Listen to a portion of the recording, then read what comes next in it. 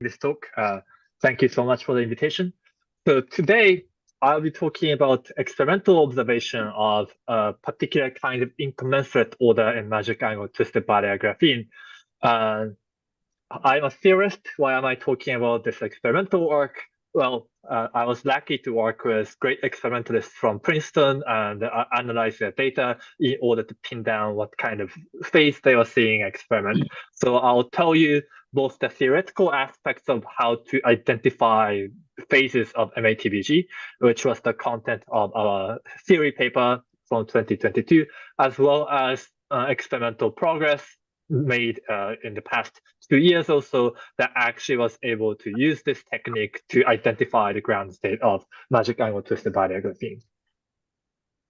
Okay, so just to make sure that we are on the same page about the setup, the kind of experiment I'll be talking about is a very high quality STM experiment done on to twisted barrier graphene.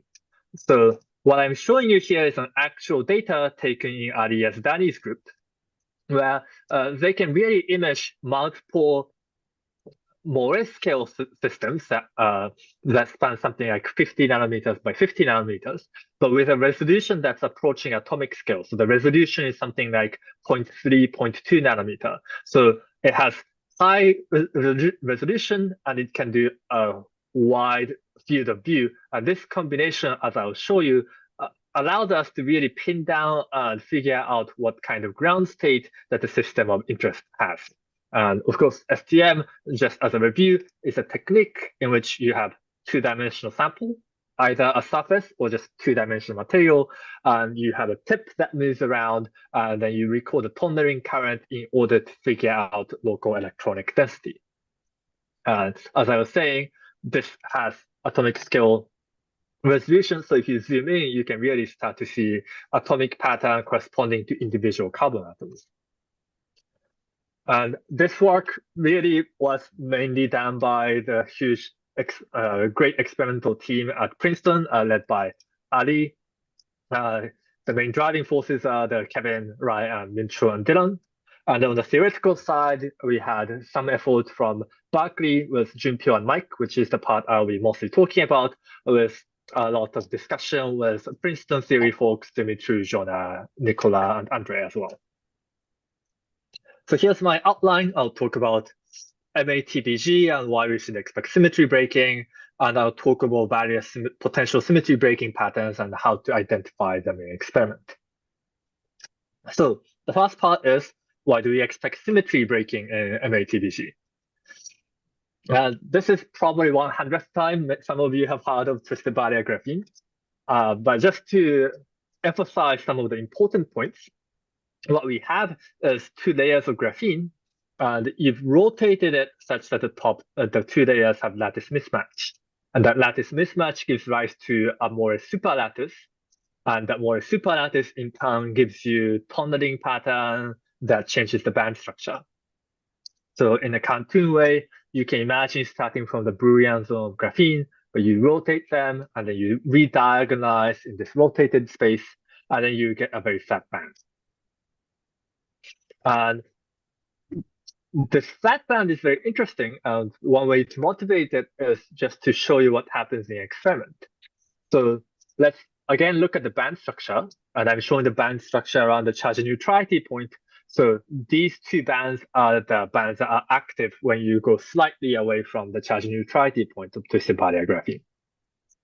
And because we are dealing with graphene, in addition to these 2 degrees of freedom, we have body degrees of freedom and we have spin degrees of freedom. So we have in total 8 degrees of freedom to work with. And as a result, let me label the number of electrons in the system by an integer going from -4 to 4, corresponding to how many electrons I have removed per unit cell. So 0 corresponds to charge neutrality, -4 corresponds to removing 4 electrons, +4 corresponds to putting 4 electrons. If I set the filling to be -4, it corresponds to putting the chemical potential at the bottom of the flat band. And at this filling, we expect a band insulator, and that's what's seen in experiment. The BI stands for band insulator. We can also try putting it at nu equals +4. Again, the Fermi energy is in the band gap. We've completely filled the bands, and now we have a band insulator again. The question, though, is what happens if you put the Fermi energy in the middle. If you have no interacting band theory, the expectation is you just get a metal. But in reality, in experiment, you see a series of correlated insulating phases where you see an insulator at a location not expected from no-interacting band structure. The CI is just a fancy way of saying, well, we don't know what this insulator is. So major effort in the field of magic angle twisted barrier graphene was to understand what these correlated insulators are, both at the level of symmetry, but sometimes also at the level of energetics. And another reason why to care about correlated insulating phases is that they are often right next to superconductors that show up in magic angle twisted barrier graphene. So there's a hope that by understanding these correlated insulators better, we get better insight into what's happening in the superconducting phases as well. And there's been many theoretical proposals on what these correlated insulators are. There are many acronyms that are hard to keep track of if you're not in the field, such as C2T stripe, there's KVC, there's IKS, there's QH, etc., etc., etc. Today, I will focus on the symmetry properties of some candidate phases. So I'll not go into the details of what these phases are necessarily, but I'll tell you what kind of symmetries they have, and I'll compare those symmetries with what's observed in experiment and convince you that one of the proposed phases is the one seen in experiment. So the goal of the project now becomes identifying symmetry breaking in these phases, and that can result in these correlated insulators and compare that against theoretical predictions. Just as an aside, there's somewhat more concrete idea behind symmetry breaking leading to superconducting behavior. For example, there's a proposal on skyrmionic superconductivity where you use symmetry breaking to get to a state that can support skyrmions, and that pairing might give rise to superconducting pairing in the system. Okay, so what kind of symmetries should we care about? There are lots of different kinds of symmetries. Because I'll be talking about STM mainly, I'll focus on spatial symmetries, which can be more easily resolved by spatial scanning techniques such as STM. To do so, let me just focus on one of the sites in twisted barrier graphene, the so-called AA site, where the hexagon of the top layer and the hexagon of the bottom layer are aligned with each other. At this point, there are various symmetries. For example, there's something called Yuan-Bally symmetry, which I'll get to later. There's C3 rotational symmetry, that's 180 degrees rotation. There's C3 rotational symmetry. And on top of it, you also have something called Moiré translation symmetry, where you are translating from one Moiré unit cell to another Moiré unit cell over. So we have a lot of spatial symmetries to work with. We can try to see if any of them is satisfied in ground states of twisted barrier graphene. The STM, obviously, as a scanning technique, can try to figure out whether these symmetries are broken or not. I'll also want to briefly teach you how to read some of the STM data I will show you. So they're simple ones where it's just a real space scan, in which case you can think of them either as charge density or local density of states. But there are also so-called STS plots. Those ones might be a bit harder to understand. To understand what's going on in those plots, let me first show you this cartoon phase diagram. The x-axis is the fitting of the system. And I can just rotate it such that the y-axis is now the electron fitting in the system. This is how you should see some of the plots. So I'll show a couple of these plots, which is a color map. And the y-axis is telling you what kind of fitting you have. So you can see that the y-axis is labeled by some integer on the right, like -1, -2, -3. They correspond to the electron fitting per unit cell. And the x-axis is the bias voltage, which is the voltage difference between your sample and your tip that controls how much electron is flowing. We will mainly focus on the nu equals -2 point because that's where one of the correlated insulators is, and a superconductivity often shows up in the vicinity of this nu equals -2 point. And I'll show you this table multiple times, so you don't need to completely digest it right now. But the way we'll go about this exercise is I will look at 3 particular candidate states that have been proposed for twisted barrier graphene. One of them is called the KIVC state, which has all the symmetries of the original, all the spatial symmetries we care about. There's another one called TIVC state where one of the symmetries is broken. And there's a last one called IKS state where 3 out of the 4 symmetries we care about are broken. So you can see that just by tabulating which symmetries are preserved and broken, we can distinguish between these theoretical candidate states and try to figure out which one is the one that's actually realized in experiment. So that was a quick overview of spatial symmetries of MATBG and why we should care about it. Any question about this so far? Yeah, just one question. So why is KIVC preserving U1B symmetry? If it's an IVC, okay, shouldn't it be breaking? Yeah. Good question. So it does break U1 symmetry at the level of the wave function, but if you look at the charge density, then it doesn't break U1 symmetry. Okay. There's something that breaks U1, which is if you are able to measure current density or local magnetization, you can see U1 symmetry is indeed broken for KIVC state. But one of the contributions from our PLL work, as well as the work from the Princeton theory group, was to show that if you only focus on charge density, there's a cancellation of charge density at symmetry breaking point or symmetry breaking momentum such that if you actually only look at charge density, you can't tell that the KIVC state has interbody coherence. I see. So at this level is just whether you have an R3 pattern or not. Yeah, so at this table, what I'm really when I say U1 symmetry, I'm asking, does it have R3 pattern in the charge density? I'm not asking, does the wave function have this symmetry? Because I'm really taking the point of view from the observables, not from the point of view of the wave functions themselves. Okay, thank you. All right. Any other question?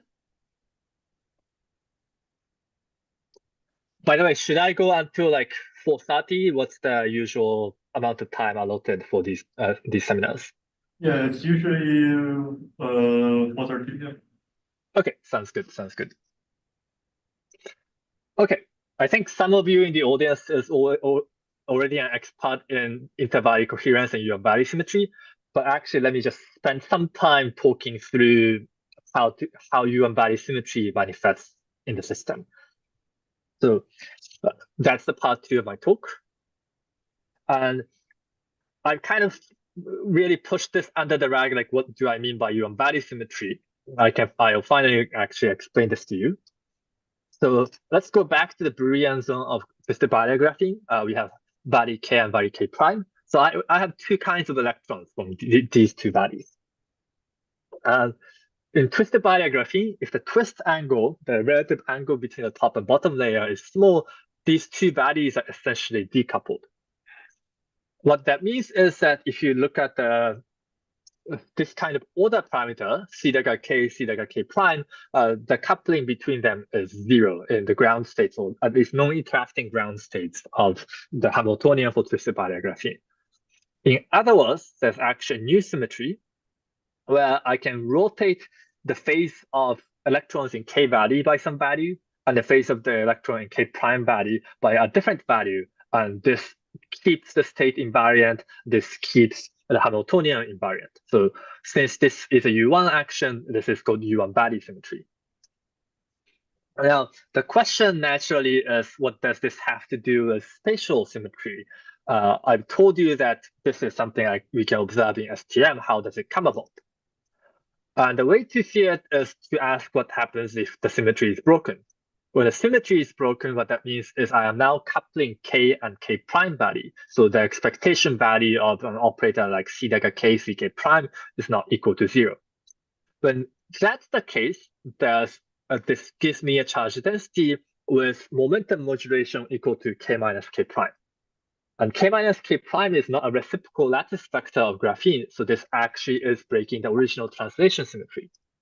In fact, if you look at the typical pattern that breaks UN-body symmetry, you can see a tripling of the unit cell.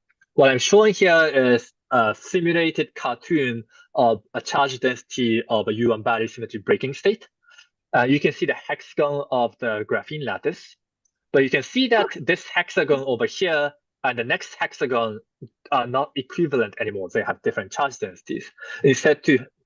In order to see the same charge density, you need to hop from this hexagon over here to this hexagon over here, which, as it turns out, correspond to tripling of the unit cell.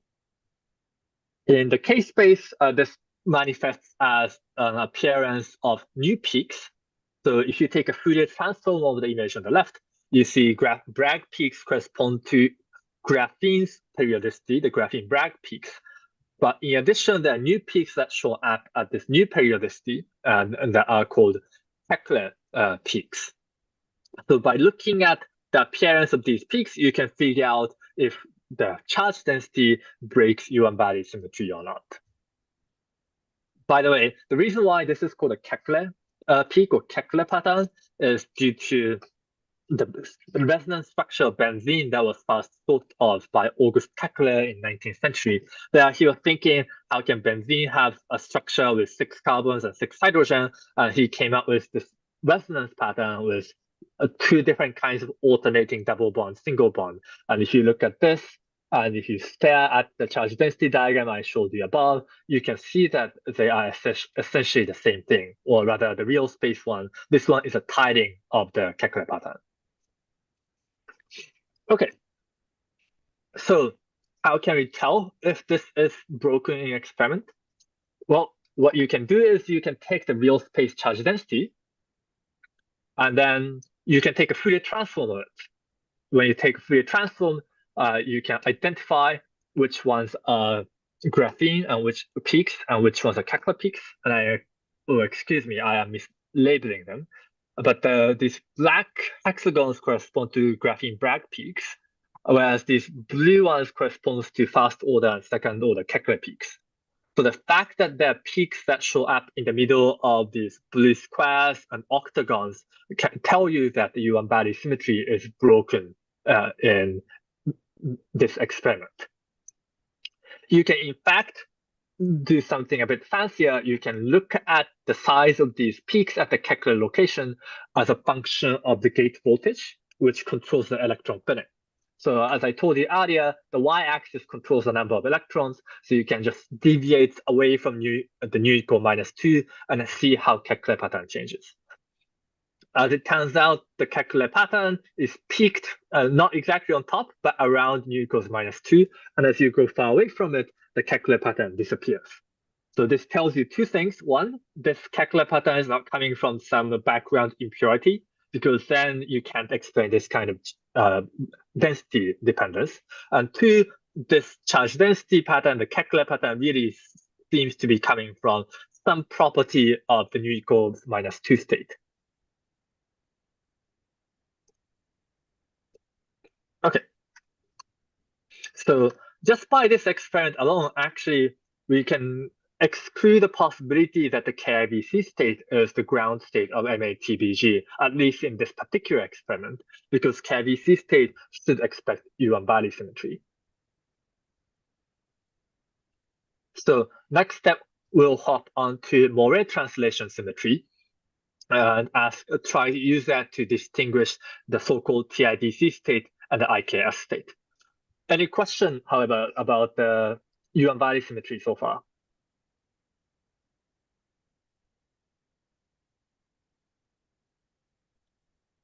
All right, if not, I'll hop onto Moiré translation symmetry. By the way, feel free to stop me anytime if something I say is confusing or if you just want to discuss a point. Okay, So now let me get to Moiré translation symmetry. And let's first ask, what do I mean by Moiré translation? It does something a bit subtle about this kind of translation symmetry. So to start, let me think about a simple scenario in which the top layer and bottom layer of graphene are rotated in such a way that they are commensurate with each other. Being commensurate means that if you go from one AA site to another AA site, the precise atomic scale lattice structure is exactly the same if you translate by a particular vector. That's generically not true, but for some special angles, that happens to be the case. Once that's the case, in order to check whether the charge density respects Moiré translation symmetry or not, I can simply zoom into these two regions and then look at their charge densities and then just ask, are they exactly the same or not? If they're exactly the same, they have Moiré translation symmetry. If they're not the same, they do not have Moiré translation symmetry. And it turns out if you do this to one of the candidate states, so-called time reversal in interbody coherent state, the state has this Moiré translation symmetry. So the charge density on the left and the charge density on the right, corresponding to two different Moiré lattice sites, are exactly the same.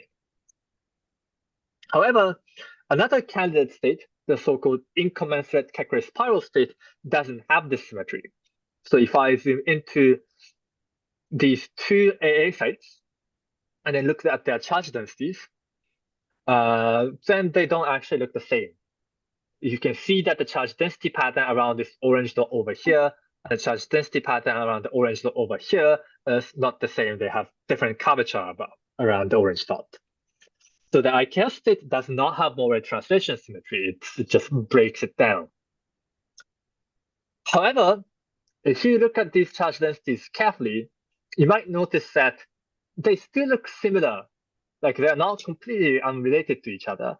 In particular, like the repeating pattern over here of charge density, that's convex and concave and repeating, the same pattern is showing up on this side as well. It's just slightly shifted from relative to the orange dot. So even though these two are not exactly the same charge density, there's some relationship between them. So we need to be precise about what's relating these two charge densities.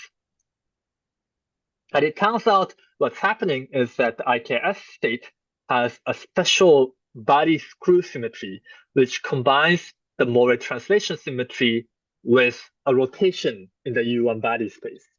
So the TI is the original translation, and then this part implements a relative phase shift between body K and body K prime.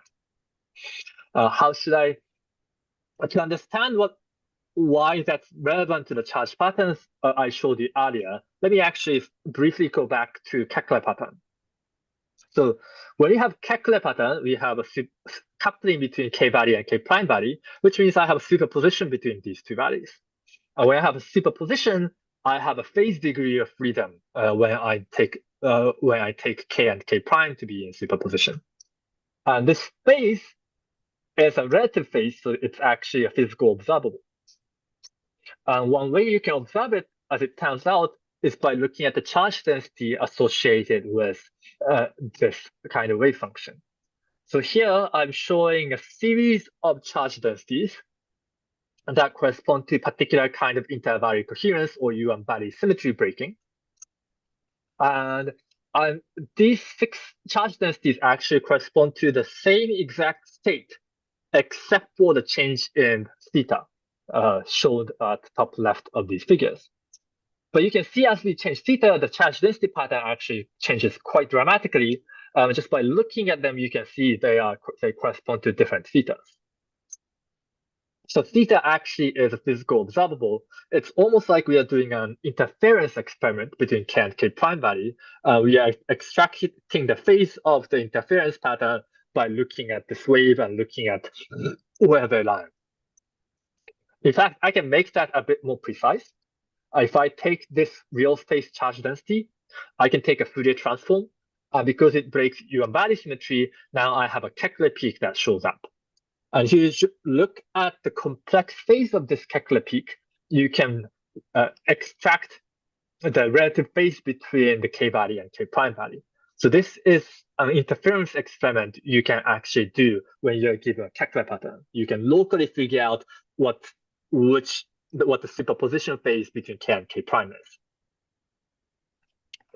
So now, with that in hand, we can understand what this translation is doing, or what this combination of translation and body rotation is doing. If you do translation, you've shifted from one Moiré unit cell to another Moiré unit cell. But now I've applied a U-body operation. The U-body operation changes the relative phase between K and K prime body. So in real space, what that corresponds to is it changes what kind of charge density pattern you are seeing. But you change it in a predictable way, corresponding to changing the phase of the Fourier transform. So in fact, if you see this pattern and this pattern, if you take a Fourier transform of them, you can see that they are the same up to a global phase that's applied to the peaks that show up at Kekler location. So the IKS state incommensurate Kekler spiral state has this special symmetry where the charge density of one unit cell and the charge density of another unit cell is related to each other up to this body rotation degree of freedom. That's in fact where the name incommensurate Kekler spiral comes from. You can think of the state as having a spiral in the body space or the Kekler space. And the wave vector of the spiral doesn't need to be incommensurate with the lattice. That's where incommensurability comes in. Question: How do you align the origin of your Fourier transform, like between these two dots? Okay, great. That's actually my next slide, so I'll get to that next. Any other question?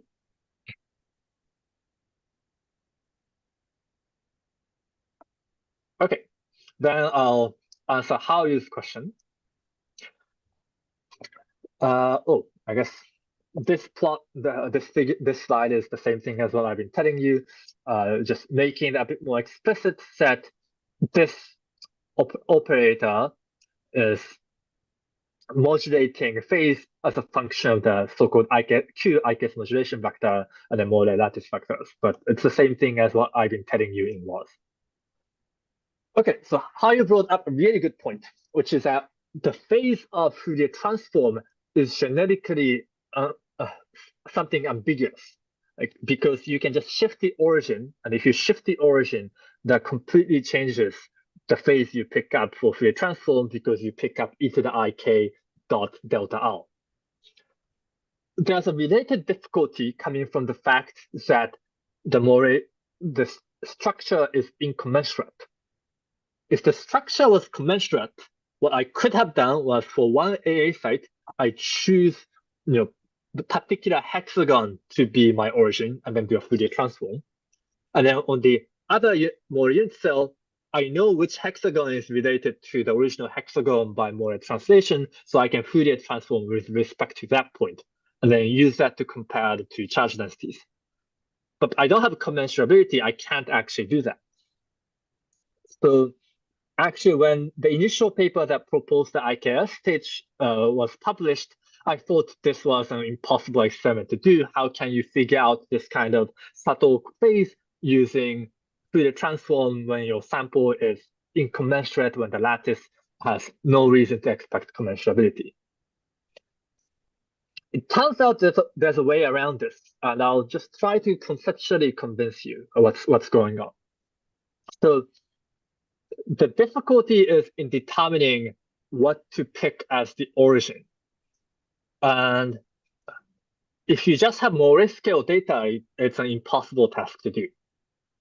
But in reality, when you do this experiment, you have something better than Moiré scale data. You actually can figure out the location of carbon atoms. So when you go from one AA site to another AA site, you can actually keep track of how many carbon atoms you have. And once you have access to that data, you can use that to build a coordinate frame and then use that to uniquely fix a particular origin system that is insensitive to the incommensurability error. One way to see it is the following. Suppose you have a beating pattern in 1D, right? Which is just a simplification of what's happening in 2D. The Moiré pattern is nothing but the beating pattern between the top layer and the bottom layer. And when you have a beating pattern, you have a fast oscillating mode that corresponds to the original frequency, but you get a slow oscillating mode corresponding to the frequency difference. The task we need to do when you want to figure out something like the Fourier transform of your charge density is I really just want to figure out what the slowly changing path is. And if you only have access to this fast frequency mode, then there's a huge uncertainty in what the envelope function is, because if you slightly shift where you are, along the x-axis, you can get a vastly different value for your function, right? If you slightly shift by half a unit cell, you can go from 1 to 0. However, if you know the underlying periodicity of the lattice, you can exactly recover the envelope function by sampling this high frequency mode at a periodic interval corresponding to the underlying frequency. Then you can avoid this error coming from just like accidentally going to the troll or going to the location where you're slightly shifted. You can just ensure that you're only picking up the slowly varying part of this beating pattern. So what we need to do is a 2D version of this. We need to figure out the underlying frequency, which is a graphene frequency, and then use that to recover a coordinate system, and then use that to figure out a Fourier transform. This is one of the crucial points, yet a bit technical. So if you have any question, please feel free to ask now.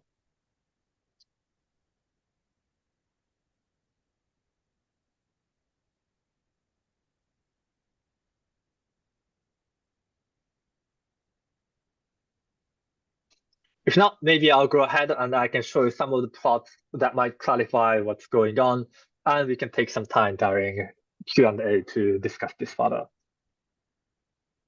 Okay, so let's say you take my word for it that this is a good way to define the origin system. I've now exchanged one impossible looking problem to one that's simply difficult, but very difficult. The reason why it's very difficult is that in order to build this local coordinate system, we actually need to identify all hexagons in the system.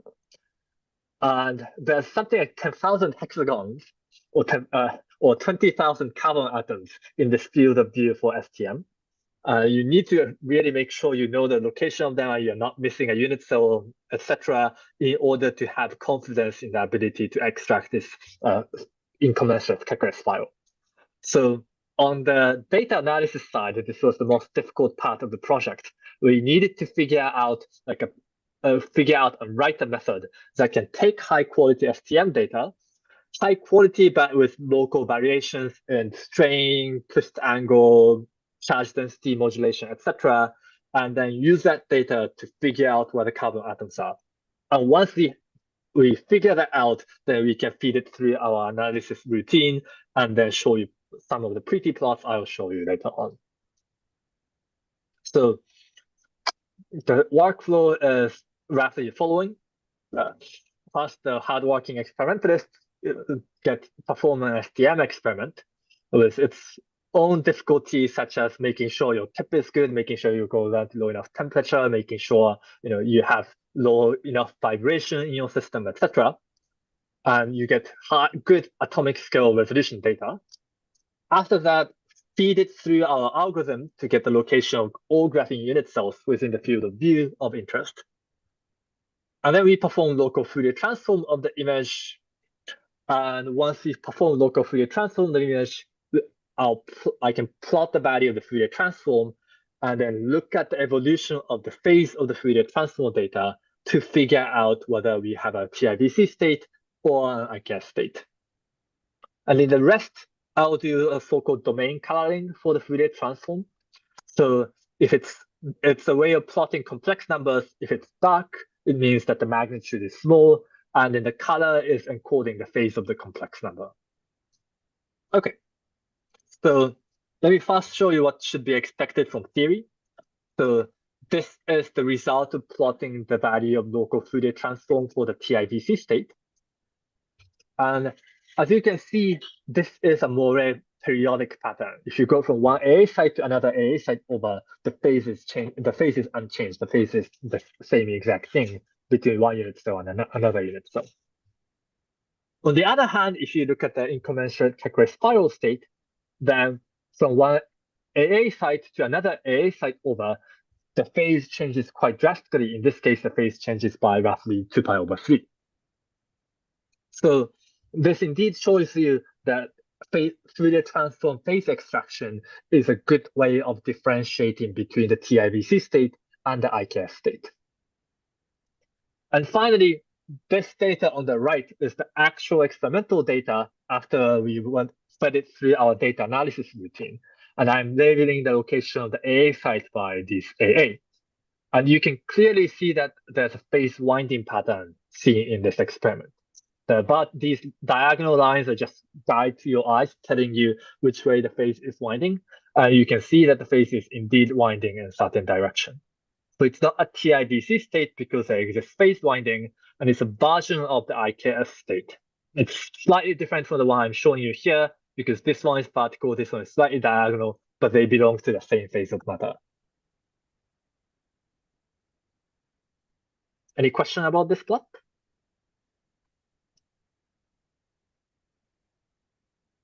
Okay. So what have we seen so far? In the experiment, we saw Yuan Barry symmetry is broken and Moiré translation symmetry is broken, so that excludes KIBC and also excludes TIBC. And in fact, IKS is really the only state that's been proposed so far that satisfy this particular symmetry pattern. So we can already conclude that among the candidate states, the 3 candidate states I showed you, the IKS state is the only one consistent with the experiment. And you might ask me, okay, how about a lot of other candidate states that I haven't really talked about? It turns out almost all the ones that I've ignored have Yuan Barry symmetry, so they are also excluded by the first experiment on Yuan Barry symmetry. So it really narrows it down to the IKS state as the possible explanation for what's seen in experiment.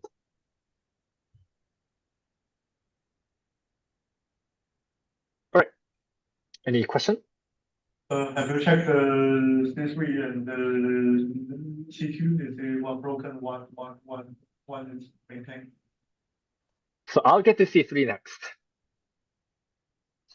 Indeed, I am leaving these as question marks, but I will now look at C3 to check the nature of the IKS state in more detail.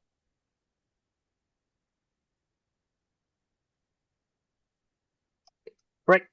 If there's no further question, let's look at things in a bit more detail and think about C3 breaking. So here's the charge density of the theoretical IKS state. The one thing you can notice is that it breaks C3 symmetry fairly strongly. If you look at this pattern, it has C2 symmetry actually. If you do a 180-degree rotation, it goes back to itself. It completely breaks C3. So what we wanted was a method to make sure that we can detect this kind of local C3 symmetry breaking. And the way we can do this is by the following. So far, we've been taking Fourier transform, and I was just showing you the phases. But when you do this kind of Fourier transform, you can extract a bit more data. The way you can do it is you can take a local image, take its Fourier transform, and then decompose them into different EREPs under C3 rotation. And then you can figure out how much corresponds to the trivial EREP that's unchanged under C3, how much corresponds to the non-trivial EREP, how much corresponds to which of the non-trivial EREPs, etc. And they correspond to different charge density patterns in real space. So this allows us to actually write down a set of local order parameters that transform non-trivially under C3, and we can use that to figure out if the state respects C3 symmetry or not. And because of the way that charge densities look like, I will call this pattern that corresponds to trivial C3 EREP the IGC bond order, And then this one, which predominantly has charge density on the A sublattice, the intervallic coherent site A order. And then this one that predominantly has charge density on the B sublattice, intervallic coherence site B order. So I can plot this for various states. Let me start with the TIVC state. And I've already shown you actually the symmetric part. And the symmetric part is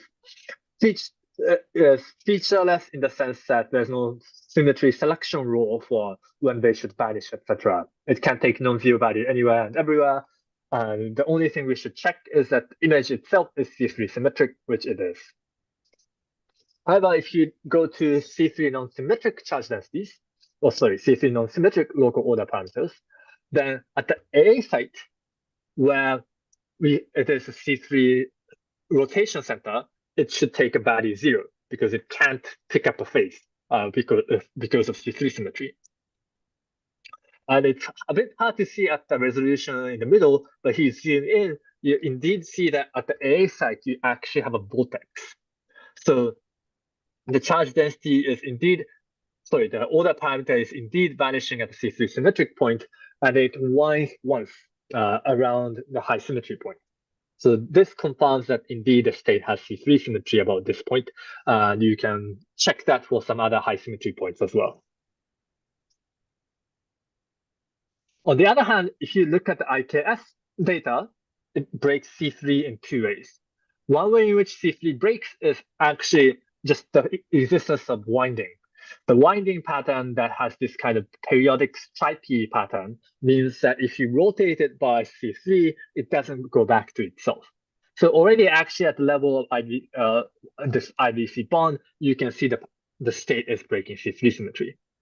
But also if you look at the charge, if you look at the order parameter around the AA site, then it doesn't go to 0 and it doesn't have a vortex at the AA site. So that's another way to see that the symmetry is broken for the IKS state. Now, if you look at the experiment, you see the same phenomenology that the stripe pattern breaks C3, and also this IVC site A, IVC site B local order parameters, they do not vanish, they just have a constant color around the AA site. So this is another confirmation that the C3 symmetry is broken for the IKS state.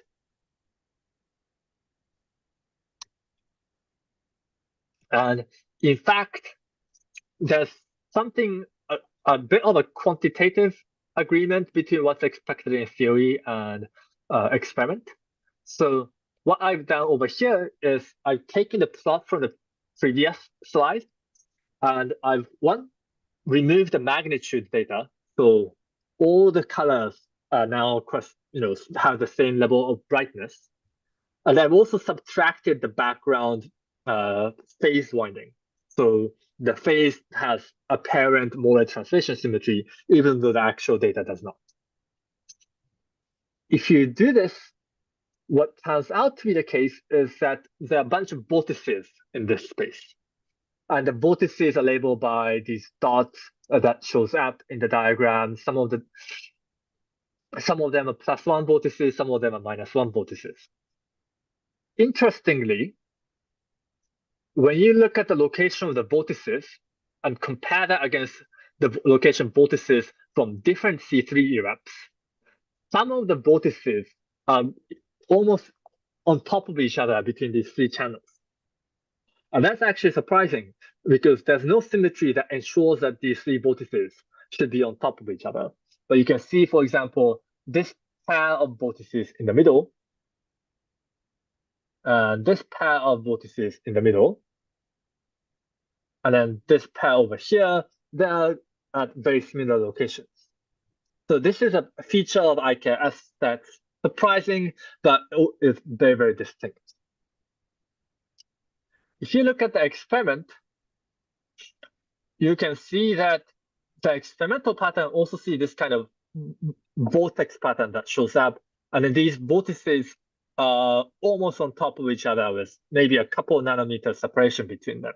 And this is another distinct qualitative feature that distinguishes what's seen in experiment from a generic state. So we are now pretty confident what's seen in experiment is described by an IKS phase that has close resemblance to what's being observed in the theoretical calculations.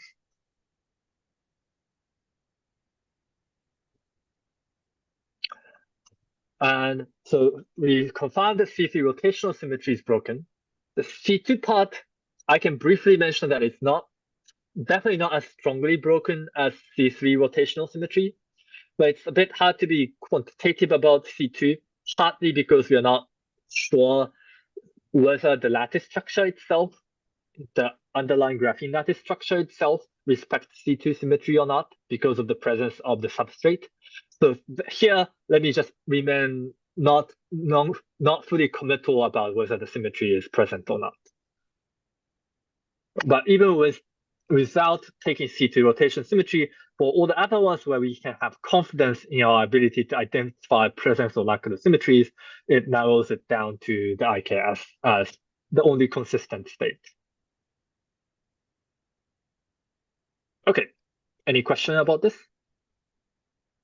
Yeah, so I guess you're saying that KIBC preserves C3 symmetry and TIBC preserves C3 symmetry, but the experiment has heterostrain, right? So you could have KIBC that breaks C3 or TIBC that breaks C3.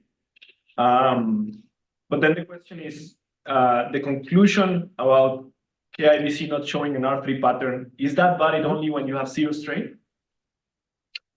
That conclusion is valid even if you have strain. The reason why is that the extinction of the charged Kekula pattern for KIBC comes from the T prime symmetry. So for those who are not experts, T prime symmetry is a combination of spinless time reversal followed by a relative change in the phase between the two bodies. Okay.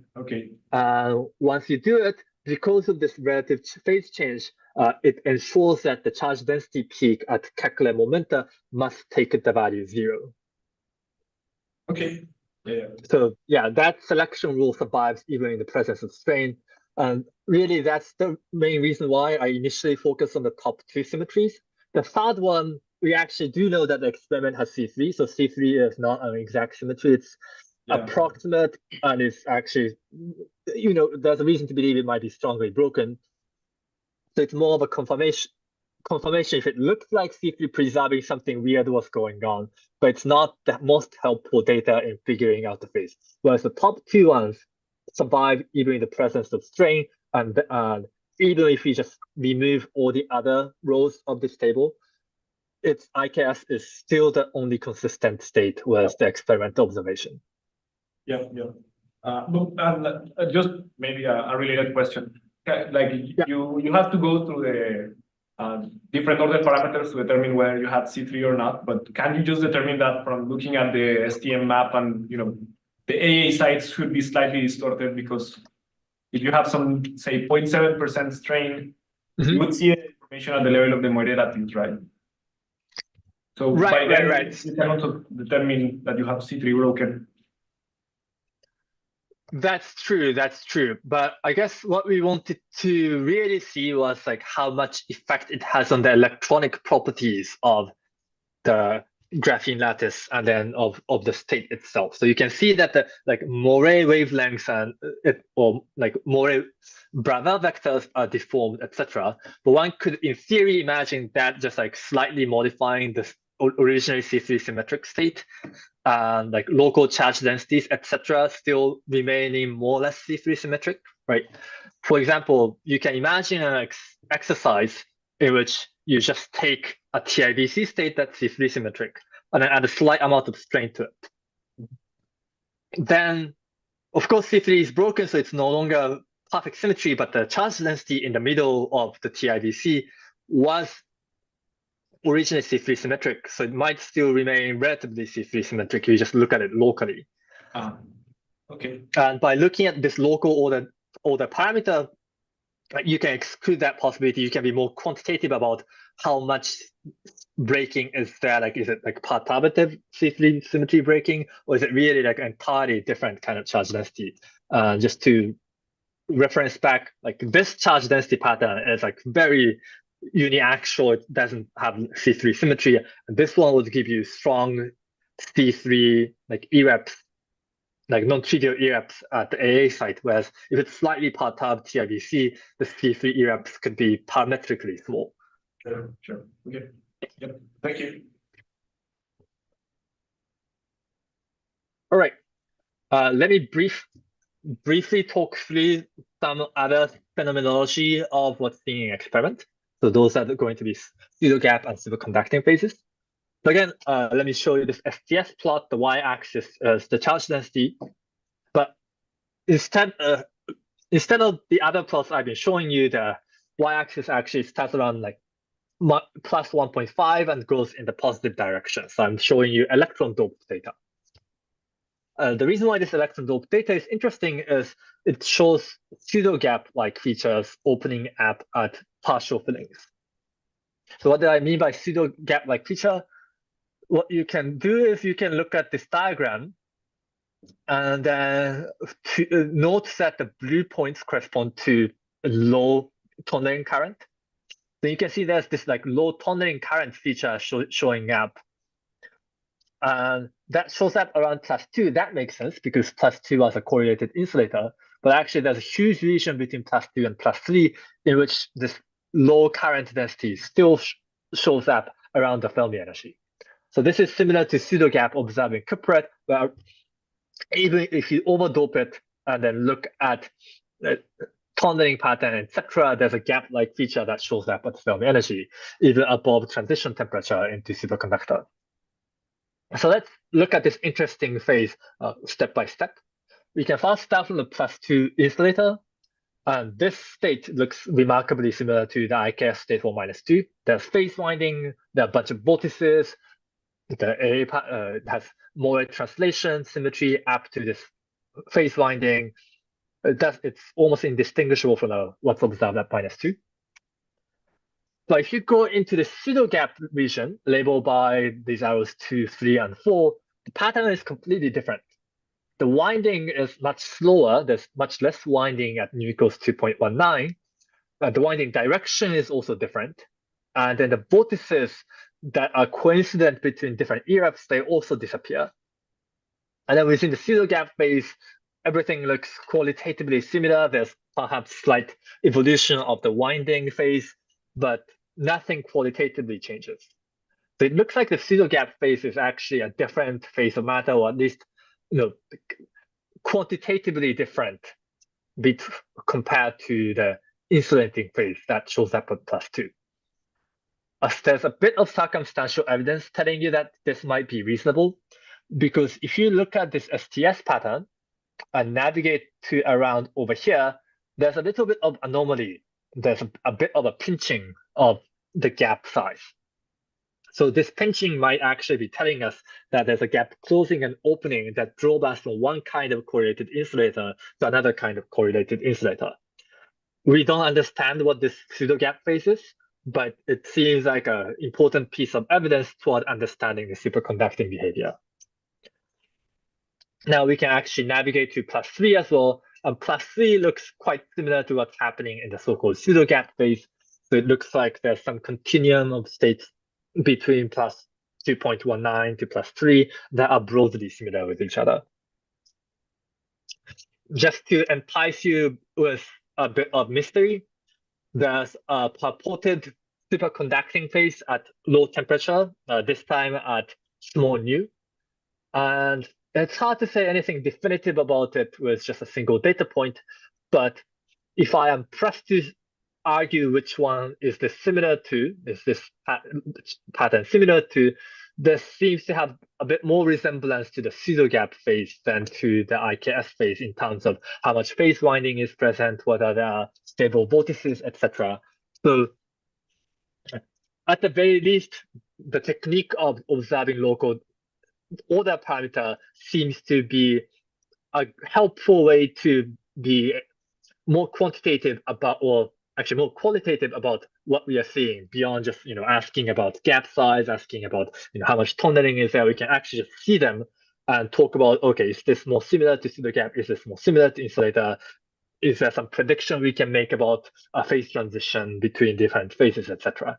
So with more experimental advances to explore the phase diagram, I expect we will be able to see more data of this character that will teach us more about superconducting phases. For interest of time, let me actually skip this slide. If you're interested in strain, you can ask me later. But let me then get to the conclusion. So in conclusion, hopefully I convince you that looking at spatial symmetry breaking using STM is a good way to differentiate between different candidate ground states of twisted barrier graphene, and in particular the U1 body symmetry and Moiré translation symmetry are very helpful symmetries to keep track of in order to narrow down the candidate state. And once we did that exercise, we were able to conclude that the IKS state that was seen in experiment was consistent with what was experimentally seen. And over here, I should have been more non-committal about whether the symmetry is present or not. And other properties such as the presence of vortices, etc., also seem to point in the direction of IKS. And we hope that we can do further studies to investigate both the effect of doping, like does it remain IKS for how much doping is the phase in the pseudo-gap region the same as IKS, or is it different in some fundamental ways? What other superconductors does this kind of symmetry breaking order actually survive down to superconducting temperature? Is it coincidental, or is it important they're present? Those are the kind of questions I hope this technique can answer in the future. Right. Thank you so much for your attention.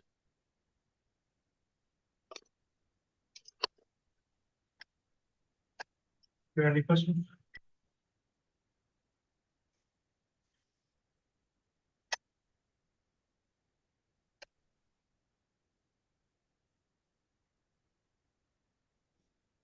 There are no further questions. Let's thank the couple again.